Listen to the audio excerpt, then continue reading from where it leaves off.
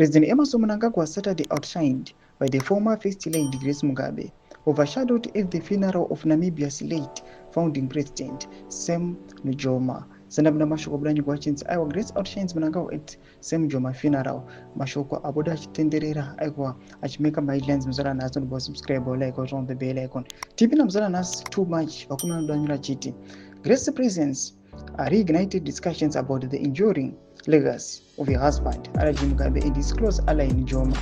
The event drew regional and global attention and saw Grace Mugabe commanding significant recognition of Mnangagwa's struggling image. Nujoma, who passed away earlier this month, was a towering figure in African politics, playing a pivotal role in Namibia's liberation from South African apartheid rule. Like Mugabe, he was a staunch Pan-Africanist, fiercely advocating for self-determination, land reform, and economic independence.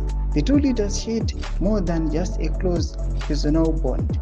They forged a political alliance that shaped the Southern African Development Community SADC and influenced regional affairs.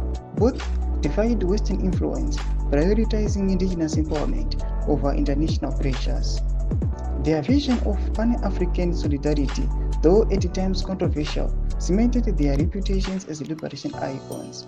However, their legacies took different paths. While Nujoma remained a revered elder statesman in Namibia, Mugabe's rule ended dramatically with the 2017 military coup engineered by Mnangagwa, now president.